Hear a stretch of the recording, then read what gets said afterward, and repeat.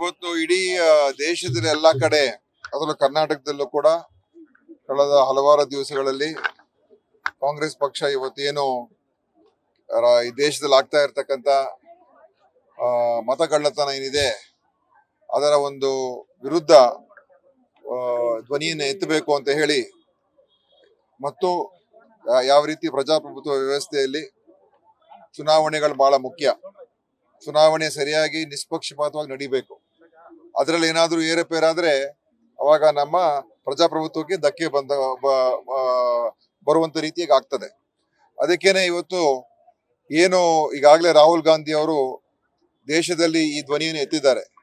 ಯಾವ ರೀತಿಯಾಗಿ ಭಾರತೀಯ ಜನತಾ ಪಕ್ಷ ಮತ್ತು ಅವರ ಅಂಗಸಂಸ್ಥೆಗಳು ಬಹಳ ಒಂದು ವ್ಯವಸ್ಥಿತವಾಗಿ ಈ ಒಂದು ವೋಟ್ಗಳನ್ನ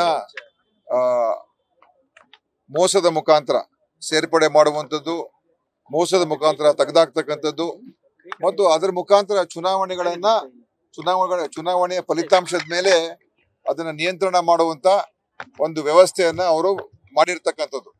ಅದನ್ನ ರಾಹುಲ್ ಗಾಂಧಿ ಅವರು ಸ್ಪಷ್ಟವಾಗಿ ಪ್ರಸ್ತಾಪ ಮಾಡಿದ್ರು ಕೂಡ ಇವತ್ತು ಚುನಾವಣೆ ಆಯೋಗ ಅದಕ್ಕೆ ಸರಿಯಾದ ಪ್ರತಿಕ್ರಿಯೆ ನೀಡದೇನೆ, ಯಾವುದಕ್ಕೂ ಕೂಡ ಸ್ಪಷ್ಟ ಉತ್ತರ ಕೊಡದೇನೆ ಚುನಾವಣಾ ಆಯೋಗ ಕೂಡ ಇವತ್ತು ದೇಶದಲ್ಲಿ ಅದರ ನಂಬಿಕೆಯನ್ನು ಕಳ್ಕೊಳ್ತಕ್ಕಂಥ ಪರಿಸ್ಥಿತಿ ಬಂದ್ಬಿಟ್ಟಿದೆ. ಅದಕ್ಕೆ ಇವತ್ತು ಹಲವಾರು ವಿಷಯಗಳು ಇವತ್ತು ಈಗಾಗಲೇ ನಮ್ಮ ರಾಜ್ಯದಲ್ಲೂ ಕೂಡ ಪ್ರಸ್ತಾಪ ಆಗಿದೆ. ಮಹದೇವಪುರ ಇರ್ಬೋದು, ಕಲಬುರಗಿ ಆಳಂದಲ್ಲಿರ್ಬೋದು, ನಮ್ಮ ಕ್ಷೇತ್ರದ್ದು ಕೂಡ ನಾನು ಪ್ರಸ್ತಾಪ ಮಾಡಿದ್ದೆ. ಸೊ ಆದ್ರಿಂದ ಇದೆಲ್ಲ ಆಗಿರುವಂಥದ್ದು ಹೇಗಾಯ್ತು ಮತ್ತು ಇದನ್ನ ತಡೆ ಹಿಡಿದಕ್ಕೆ ಯಾಕೆ ಸಾಧ್ಯ ಆಗ್ಲಿಲ್ಲ? ಚುನಾವಣೆ ಹಿಂದೆನೂ ಕೂಡ ಒಂದು ಪ್ರೈವೇಟ್ ಏಜೆನ್ಸಿ ಮುಖಾಂತರ ನಡೆಸ್ತಕ್ಕಂಥ ಪ್ರಯತ್ನ ನಡೆದಿತ್ತು. ಅದನ್ನು ಕೂಡ ದೊಡ್ಡ ಒಂದು ಸುದ್ದಿ ಆಗಿತ್ತು. ಅಂದ್ರೆ ಇವತ್ತು ಬಿಜೆಪಿಯ ಪಕ್ಷದಲ್ಲಿ ಮತ್ತು ಅವರ ಏನು ಸಂಘ ಪರಿವಾರ ಇದೆ ಅವರುಗಳು ಈ ಒಂದು ವೋಟಿಂಗ್ ಅಲ್ಲೇ ಅದನ್ನ ಮ್ಯಾನಿಪುಲೇಷನ್ ಮಾಡ್ತಕ್ಕಂತ ಒಂದು ಪ್ರಕ್ರಿಯೆಗೆ ಕೈ ಹಾಕಿರುವಂತದ್ದು ಇದು ನಿಜವಾಗ್ಲೂ ಅತ್ಯಂತ ಆತಂಕಕಾರಿಯಾದಂತ ವಿಷಯ. ಮತ್ತು ಈ ವೋಟ್ ಚೋರಿ ಅಂತ ಏನ್ ಹೇಳ್ತೀವಿ, ಕಳ್ಳತನ, ಮತ ಕಳ್ಳತನ, ಆ ಮತ ಕಳ್ಳತನವನ್ನು ಮಾಡ್ತಕ್ಕಂಥದ್ದನ್ನ ನಾವು ಅದು ಯಾವುದೇ ಕಾರಣಕ್ಕೂ ಆಗದೇ ಇರುವಂತದ್ದಕ್ಕೆ ನಾವು ನೋಡ್ಕೋಬೇಕಾಗ್ತದೆ. ಮತ್ತು ಕೇಂದ್ರದ ಒಂದು ಚುನಾವಣಾ ಆಯೋಗ ಏನಿದೆ ಅದು ಸ್ವಾಯತ್ತತೆ ಸಂಸ್ಥೆ, ಅದು ಇವತ್ತು ಕಾಂಪ್ರಮೈಸ್ ಆಗಿರುವಂತದ್ದು. ಇದು ನಿಜವಾಗ್ಲೂ ನಮ್ಮ ದೇಶದ ಪ್ರಜಾಪ್ರಭುತ್ವ ವ್ಯವಸ್ಥೆಯಲ್ಲಿ ದೊಡ್ಡ ಒಂದು ಅನಾಹುತ. ಇದು ಪ್ರಜಾಪ್ರಭುತ್ವ ಕಗ್ಗೋಲೆ ಅಂತಾನೆ ಹೇಳ್ಬೋದು. ಅದಕ್ಕೆ ನಾವು ಇವತ್ತು ನಮ್ಮ ಕ್ಷೇತ್ರದಲ್ಲಿ ನಮ್ಮ AICCಯ ಕಾರ್ಯದರ್ಶಿಯಾದ ಅಭಿಷೇಕ್ ಅವರು, ನಮ್ಮ ಬೆಂಗಳೂರು ಕೇಂದ್ರದ ಅಧ್ಯಕ್ಷರಾದಂಥ ನಂದಕುಮಾರ್ ಅವರು ಮತ್ತು ನಾವೆಲ್ಲರೂ ಸೇರಿ ಈ ಒಂದು ಧ್ವನಿಯನ್ನು ಎತ್ತುತ್ತಾ ಇದ್ದೀವಿ. ಸಾರ್ವಜನಿಕರಿಗೆ ಈ ವಿಷಯಗಳನ್ನು ನಾವು ತಿಳಿಸ್ತಾ ಇದ್ದೀವಿ ಮತ್ತು ಜನರ ಮುಖಾಂತರ ಏನು ಇವತ್ತು ಚುನಾವಣಾ ಆಯೋಗ ಇದೆ ಅದರ ಮೇಲೆ ಕೂಡ ಒತ್ತಾಯವನ್ನು ತರ್ತಕ್ಕಂಥ ಪಾರದರ್ಶಕವಾಗಿ ನಡೆಸಿ ನೀವು. ಮತ್ತು ಎಲ್ಲೆಲ್ಲಿ ಈಗ ನೋಡಿ ಆಳಂದಲ್ಲಿ ಅನೇಕ ತನಿಖೆಗಳು ನಡೀತಿದೆ, ಅಲ್ಲಿ ಈಗ CID ಎನ್ಕ್ವೈರಿ ಕೂಡ ಆಗ್ತಾ ಇದೆ. ಸೊ ಅದರಲ್ಲಿ ಆಗಿರುವಂತ ಮೋಸದ ಬಗ್ಗೆನೂ ಕೂಡ ಅಲ್ಲಿ ಕೂಡ ಅನೇಕ ವಿಷಯ ಹೊರಗೆ ಬರ್ತಾ ಇದೆ. ಸೊ ಈ ತರದ ಒಂದು ಆಗದೆ ಇರತಕ್ಕಂಥದ್ದು ನಾವು ನೋಡ್ಕೋಬೇಕು. ಯಾಕಂದ್ರೆ ಒಂದೊಂದು ಎಲೆಕ್ಷನ್ ಅಲ್ಲಿ ಅನೇಕ ಸಂದರ್ಭಗಳಲ್ಲಿ 10 ವೋಟಲ್ಲಿ, 100 ವೋಟಲ್ಲಿ, 500 ವೋಟಲ್ಲಿ, 1000 ವೋಟಲ್ಲಿ ಗೆಲ್ಲುವಂಥದ್ದು ಆಗ್ತದೆ. ಅದರಲ್ಲೇ ನೀವು ಏನಾದರೂ ಹೆಚ್ಚು ಕಡಿಮೆ ಮಾಡ್ಬಿಟ್ರೆ ಅವಾಗ ಎಷ್ಟು ದೊಡ್ಡ ಒಂದು ಅನಾಹುತ ಇದು. ಅದಕ್ಕೆ ನಾವು ಧ್ವನಿಯನ್ನು ಎತ್ತುತ್ತಾ ಇದ್ದೀವಿ. ನಾವು ಕೇಂದ್ರಕ್ಕೆ ಧ್ವನಿಯನ್ನು ಮುಟ್ಟಿಸ್ತಕ್ಕಂಥದ್ದು, ಸಾರ್ವಜನಿಕರಿಗೆ ಇದ್ರ ಬಗ್ಗೆ ಗೊತ್ತಾಗಬೇಕು ಮತ್ತು ಅದರ ಮುಖಾಂತರ ಆ ಮುಂದಿನ ದಿವಸಗಳಲ್ಲಿ ಆ ಪಾರದರ್ಶಕತೆ ಕಡೆ ಹೋಗ್ತಕ್ಕಂಥದಕ್ಕೆ ಪ್ರಯತ್ನ ಮಾಡಬೇಕು. ಓಕೆ, ಸಾಕಪ್ಪ, ಬಿಡಪ್ಪ, ಆಮೇಲೆ ಮಾಡೋಣ. ನಿಲ್ಲಿಸಿ.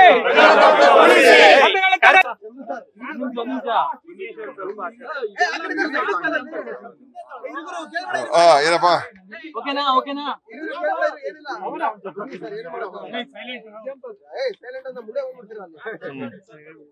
ಸರ್, KN ರಾಜಣ್ಣ ಹೇಳಿಕೆ ಸಾಕಷ್ಟು ಸದ್ದನ್ನು ಮಾಡ್ತಾ ಇದೆ. ಸಚಿವ ಸಂಪುಟ ಪುನರಚನೆ ಆದ್ರೆ CM ಸಿದ್ದರಾಮಯ್ಯ ಉಳ್ಕೊಂತಾರೆ, ಇಲ್ಲದೆ ಇದ್ರೆ ಅವರ ಸ್ಥಾನಕ್ಕೆ ಕುತ್ತು ಬರುತ್ತೆ ಅನ್ನುವಂತ ಅರ್ಥದಲ್ಲಿ ಅವ್ರು ಮಾತಾಡಿದ್ದಾರೆ. ತಮ್ಗಿರೋ ಮಾಹಿತಿ ಏನು? ಅವ್ರಿಗೆ ಏನ್ ಮಾಹಿತಿ ಇದು ನನಗೆ ಗೊತ್ತಿಲ್ಲ. ಯಾಕಂದ್ರೆ ಅವ್ರು ಏನ್ ಹೇಳಿಕೆ ಕೊಡ್ತಾರೆ ಅದಕ್ಕೆ ಉತ್ತರ ಕೊಡಕ್ ಆಗೋದಿಲ್ಲ. ಅದರಿಂದ ಇವತ್ತು ಏನೇ ಇಂಥ ವಿಷಯಗಳು ಪಕ್ಷದ ಆಂತರಿಕ ವಿಷಯ ಮತ್ತು ಪಕ್ಷದ ಹೈಕಮಾಂಡ್ ಎಲ್ಲ ತೀರ್ಮಾನ ಮಾಡ್ತಕ್ಕಂಥದ್ದು. ಇದನ್ನ ಸಾರ್ವಜನಿಕವಾಗಿ ಚರ್ಚೆ ಮಾಡ್ತಕ್ಕಂಥ ಅಗತ್ಯತೆ ಇಲ್ಲ, ಮಾಡಕ್ ಹೋಗ್ಲೂಬಾರ್ದು. ಅವರು ಏನ್ ಹೇಳಿದ್ರು ನಾನೇನು ನೋಡಿಲ್ಲ, ಕೇಳಿಲ್ಲ, ನೀವು ಹೇಳ್ತಾ ಇದ್ದೀರಾ. ಆದ್ರೆ ಏನೇ ಇರಲಿ, ಇದೆಲ್ಲ ಸಾರ್ವಜನಿಕವಾಗಿ ಚರ್ಚೆ ಆಗೋದು ವಿಷಯ ಏನಲ್ಲ. ಮುಖ್ಯಮಂತ್ರಿಗಳೇ ಸ್ಪಷ್ಟನೆ ಮಾಡಿದ್ದಾರೆ ಮತ್ತು ನಮ್ಮ ಪಕ್ಷದ ವರಿಷ್ಠರು ಸ್ಪಷ್ಟನೆ ಮಾಡಿದ್ದಾರೆ. ಈ ವಿಷಯದ ಬಗ್ಗೆ ನಾವೇನು ಚರ್ಚೆ ಮಾಡಬೇಕಾಗಿಲ್ಲ. ಸಾರ್ವಜನಿಕವಾಗಿ ಅನಗತ್ಯವಾದಂತ ಒಂದು ವಿಷಯ ಇದು. ಇದಕ್ಕೂ ನಮ್ಮ ಸರ್ಕಾರ ಆಡಳಿತ ವ್ಯವಸ್ಥೆಗೂ ಯಾವುದೇ ಸಂಬಂಧ ಇಲ್ಲ. ಪ್ರಿಯಾಂಕ್ ಖರ್ಗೆ ಅವರು ಮತ್ತೆ ಇವರು ಕೃಷ್ಣ ಬೈರೇಗೌಡರು ಕೂಡ ಹೇಳ್ತಿದ್ದಾರೆ ಕ್ಯಾಬಿನೆಟ್ ರಿಷಫಲ್ ಆಗೇ ಆಗತ್ತೆ, ಇದನ್ನ ಮೊದಲೇ ತೀರ್ಮಾನ ಆಗಿತ್ತು ಅನ್ನುವಂಥದ್ದು. ಇಲ್ಲ, ಕ್ಯಾಬಿನೆಟ್ ರಿಷಫಲ್ ಆಗುವಂತದ್ರಲ್ಲಿ ಅದು ಯಾವಾಗ ಆಗುತ್ತೆ ಹೇಗಾಗುತ್ತೆ ನನಗೇನು ಪೂರ್ತಿ ಮಾಹಿತಿ ಇಲ್ಲ. ಬಟ್ ಅದು ಆಗ್ತಕ್ಕಂಥದ್ರಲ್ಲಿ ಈಗಾಗಲೇ ಎರಡು ಪೊಸಿಷನ್ ಖಾಲಿ ಇದೆ, ಅದನ್ನು ಕೂಡ ತುಂಬಿಸ್ಬೇಕಾಗಿದೆ. ಇನ್ನು ಅದರಲ್ಲಿ ಬೇರೆ ಏನ್ ಬದಲಾವಣೆಗಳು ಮಾಡಬೇಕು ಅಂತ ಇದೆ ಅದು ಹೈಕಮಾಂಡ್ ಮಾಡ್ತಾರೆ. ಅದ್ರ ಬಗ್ಗೆ ಏನು ಯಾವಾಗ ಆಗುತ್ತೆ ಇಂಥ ದಿವಸಕ್ಕಾಗುತ್ತೆ ನಾವೇನು ಹೇಳಕ್ ಬರೋದಿಲ್ಲ. ಯಾವಾಗ ಬೇಕಾದ್ರೂ ಆಗ್ಬೋದು, ಯಾವಾಗ ಬೇಕಾದ್ರೂ. ನೋಡಿ, ನಾನು 2016ನೇ ಇಸ್ವಿಲೇನೆ ನಾನು ಮಿನಿಸ್ಟರ್ ಆಗಿದ್ದಾಗ ನಾನು ಪಕ್ಷದ ಕೆಲಸ ಮಾಡೋದಕ್ಕೆ ನಾನು ಅವತ್ತೇನೆ ತೀರ್ಮಾನ ಮಾಡಿದ್ದು. ಸೊ ಇದು ನಮಗೇನು ಹೊಸದೇನಲ್ಲ. ಪಕ್ಷ ಏನ್ ಹೇಳುತ್ತೆ ಅದ್ರ ಪ್ರಕಾರ ಹೋಗ್ತೀವಿ. ಅವಾಗಲೇ ನಾನು 2013ರಲ್ಲಿ ಮಿನಿಸ್ಟರ್ ಆಗಿದ್ದಾಗ 2016ರಲ್ಲಿ ನಾನೇ ಬೇರೆಯವ್ರಿಗೆ ಅವಕಾಶ ಕೊಡಿ ಅಂತ ನಾನೇ ಹೇಳಿದ್ದೆ, ಆಯ್ತಾ. ಸೊ ಅಂತ ಪರಿಸ್ಥಿತಿ ಇದ್ದಾಗ ಇದೇನು ಹೊಸದೇನು ವಿಷಯ ಏನಲ್ಲ. ಇದೆಲ್ಲ ಪಕ್ಷ ಯಾವ ತರ ತೀರ್ಮಾನ ತಗೊಳ್ಳೋದು ಅದಕ್ಕೆ ಎಲ್ಲರೂ ಕೂಡ ನಾವೆಲ್ಲ ಭದ್ರಾಗಿರ್ತೀವಿ.